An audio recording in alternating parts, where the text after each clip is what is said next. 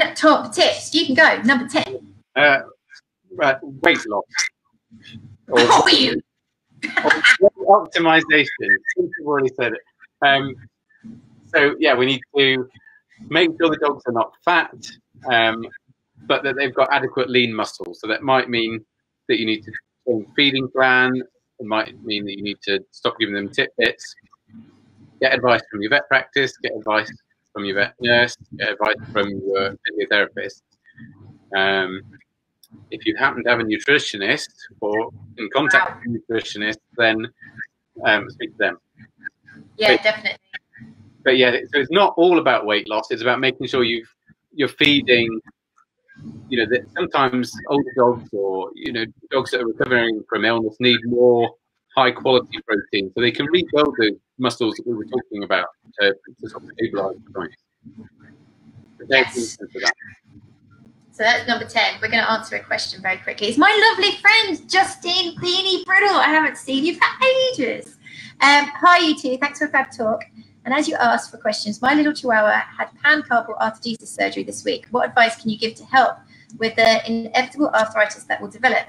What can I do now from post-surgery? So that kind of surgery is,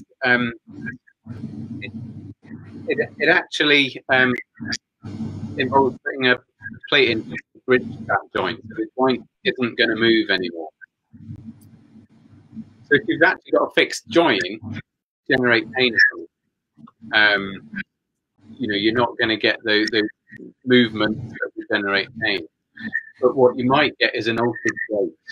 Because you can't flex that joint, you're going to have to walk with a sort of straighter limb. And so I think you're going to see compensatory movement patterns, compensatory gait patterns. So I think once the healing surgery is recovered and the vet's happy with how things are going, I would try and get a regular physio treatment going, so that you can pay attention to all those changes that are going to happen and sort of minimize any sore spots before they develop. Really, that would be the number one thing to do. Definitely, I agree. And it's basically going to have a bit of a peg leg, because you're not going to have the ground clearance. So when they pick up and they lift their leg forward, they bend through their carpus to get ground clearance, flick it forward.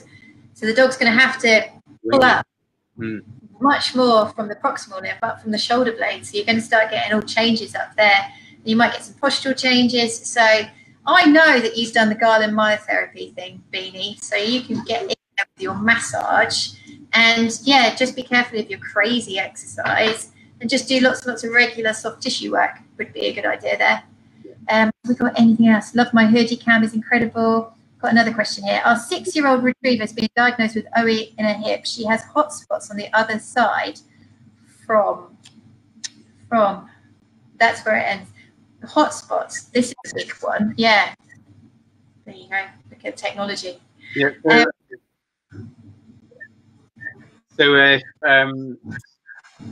If dogs do have a painful joint or a painful part of their body, they might well try to soothe it by licking themselves. As we said, in terms of sensitization, you've got pain in one part of your body, you might well be experiencing pain in another part of your body as well. So it could be that her hotspots are related to sort of over-grooming and licking areas and making them sore, and introducing an infection and dermatitis. But equally, skin conditions are very common. Arthritis is very common. They could be that they both exist separately in your dog, and that there isn't a link. Yeah, actually, I don't know the answer to this, and you're going to totally educate me, because I'm actually not. Do you ever see it symmetrical? So if you've got, say, the femoral nerve, would you see it symmetrically on the other side, on the other femoral nerve, like dermatome? Would you ever see anything like that? Yes, you can. There is a certain kind of mirror effect to it. But often, if you've got central sensitization, it's a generalized central sensitization. Yeah. Okay. Because I can remember hearing Laurie Edge Hughes talk. She was talking about how with cruciate pain, whether that could create discomfort in the other stifle, and yeah, anyway. So yeah, it often will. You'll get lower pressure thresholds. You get increased sensitivity on the contralateral limb as well.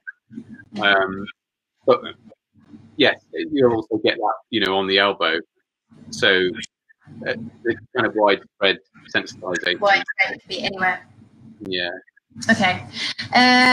Loving this. My 13-year-old Australian Shepherd has been on Metacam for a few years. Is that bad?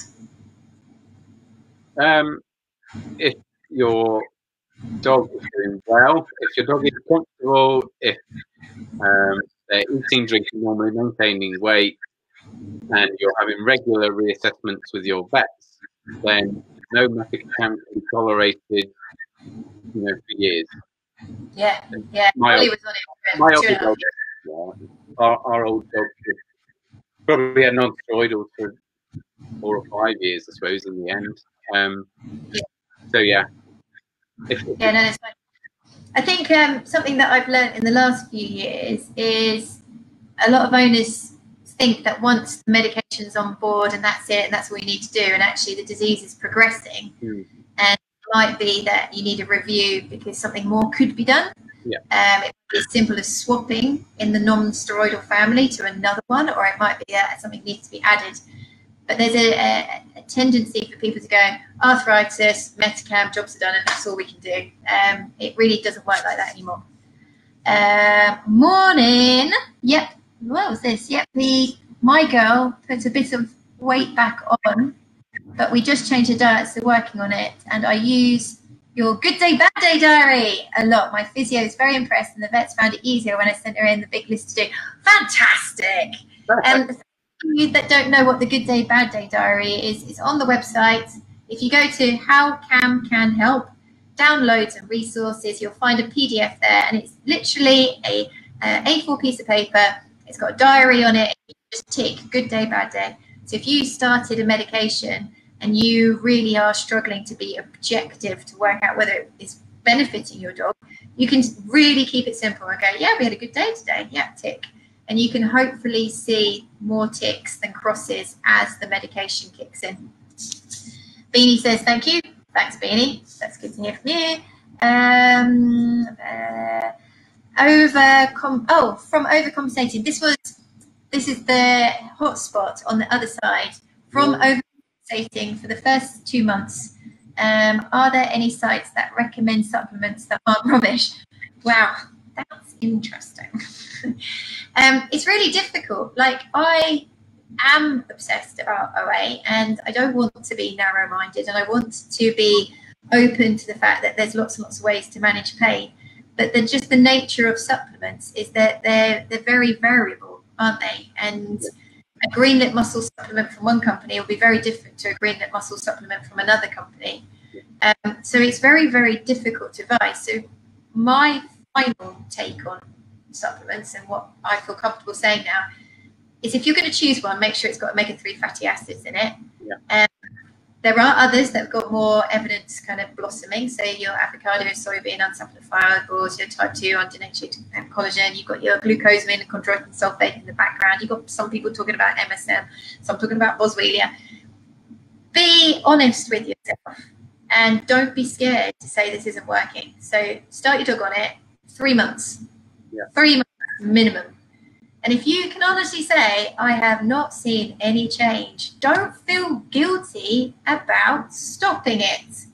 Because I know that when I had the lovely Holly, I spent a fortune on stuff that I don't think made any difference at all. But the gift within me, this need as an owner to do everything I could for my dog, meant that I would go on Amazon at night on my iPad, just buy stuff. And it's really, you have the confidence, try it, be critical, and don't be scared to say it ain't working. And if it ain't working, Don't pay for it, don't give it, try something else. Yeah. That's helpful. That's your mother talking. We're back to number 9. Okay, so number 9 for me, definitely car travel, because I'm doing a lot of going out to people's cars at the moment, because what with the COVID lockdown, we have to collect the animals from the car. And I find it quite sad when we have quite arthritic-y dogs that are in an empty boot. And they're like a bowling ball going around corners. They've got no ability to brace themselves or lean into anything. They've got their painful elbows wobbling and rolling from side to side as you go around corners. And, you know, some dogs even get to the point where they try and stand up, or they pant the whole way, or they're fearful of getting in the car because the whole experience has been really painful. Think about making car travel more comfortable. So think about good bedding, and think about having a bumper brace around so that they can push their back into it and they can brace. Because have you ever tried sitting in the back of the car? Drunk? There's no control whatsoever. So that's my number 9. What about your number 8? Number 8, I would say at your earliest suspicion, so all the changes we talked about, behaviour, temperament, movement, hair coat, any changes, go and speak to your vet sooner rather than later. Because the sooner you address this, as we said right at the beginning, the more chance you've got of reducing all that pain, inflammation going into your spinal cord, making the changes that cause central sensitization. Good one. I'm going to tag on to that with number 7. Holly's Army allows us to see what you guys are experiencing, you know, what your vets say to you, what your experience at the vets is. If you're not getting the service that you need, say something. I hope that hearing me chat for an hour, wherever it's been, as a vet, we have very different clientele. And within the space of a couple of hours, you can go through an array of personalities from different owners. And it can't but change you as a vet. And I know that I've had people really quite rude to me when I've said, your dog's overweight, we need to shift weight, what can we do? You get almost inhibited about saying things. So you might find that your vets want to provide an awesome OA service. They're desperate to, but they don't think that you want it. So if you want this service, you want the weight check, you want a pain clinic, you want to see a physio, you want to go to hydro, you need to vocalize it. And hopefully, if you put the request out there, the service will be provided. That's just the law of business, isn't it? You know, you ask for it, and lots of people ask for it, it will be provided. Number 6. Number 6. I think try and provide some alternative activities that aren't going to damage your dog's joints. So that might be snuffling for food, it might be scent training. You can still play with toys, but don't be throwing balls for them to chase, sticks for them to chase. Yeah. You know, go and hunt the toy, something like that. And they will love it just as much. Yeah. I'm going to do a really brief tangent. Sorry, I have to do this. So Luna is my second border collie. James has got a border collie, so he knows what they're like. They're and Holly, I make every mistake with everything. So if any of you guys are suffering this kind of white coat effect, please don't, because I am the person that made all the mistakes, and that's why I sit here and I say, please don't do the same as I did.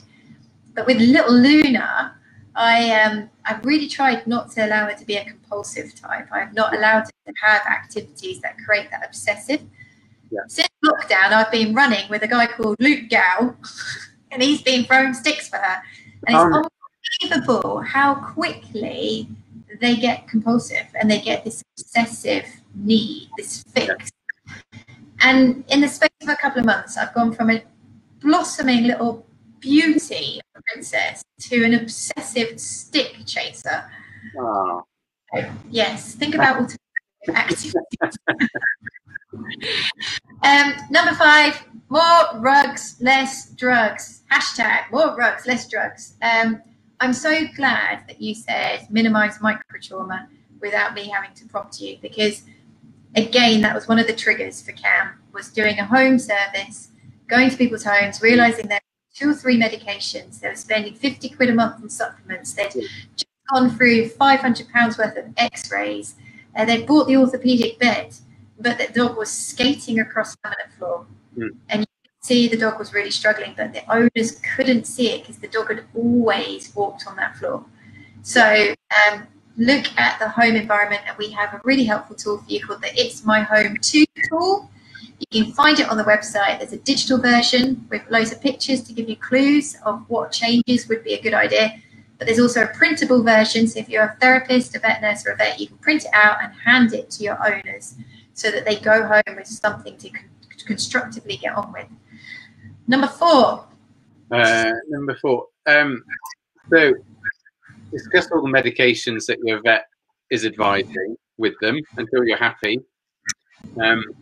But once they've been prescribed, do try and stick to that prescription. So whether you nominate one person in the house to take responsibility for it, otherwise you end up in a position where you say, "Oh, I thought you gave the dog his medication." Well, no, I thought you gave the dog his. One person do it.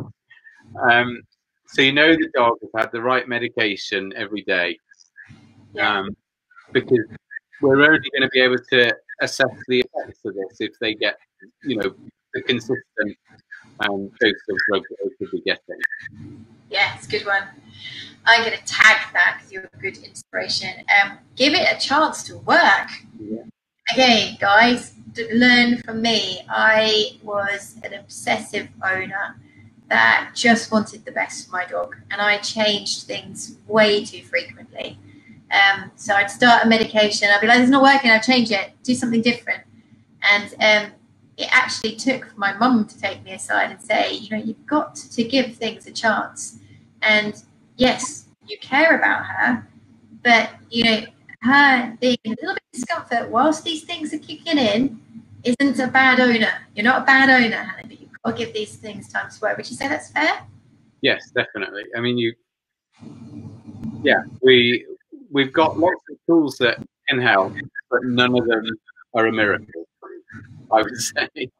Yeah. Sadly, I wish there was. Yeah, I wish there was. Well, we got new things coming out soon, haven't we? Get Mr. Lascelles back soon.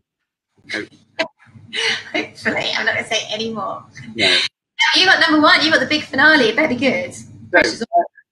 So I would say that, as we've been talking about, arthritis is a disease that affects their mobility, their pain sensation, their temperament, their behaviour, how they eat and drink. So you need to involve people who can address all those problems. So your first opinion vet is a key player in sort of coordinating all of this.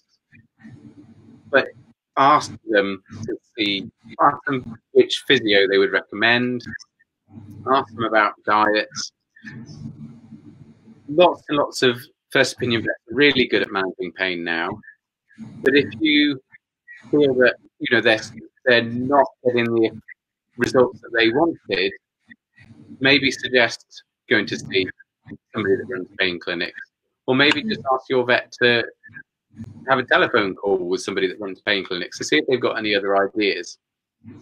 So, we said earlier, didn't we, when we were talking, Hannah, if anybody claims to have all the answers to arthritis, they're probably telling porcupines, and I don't. And so, just talking a case over with a colleague can be really helpful. Yeah, definitely. And as a first opinion vet, if an owner came to me and said, "How would you feel about referral?" I know for me, I'd be like, "That's a great idea because I want to learn." Yeah. And this is a perfect opportunity for me to work with you on a case and learn from people that's what they do day in, day out. They are managing pain, so they're ahead of the game. They know so much more. So don't be scared, don't be shy to ask. I think it's a really good one.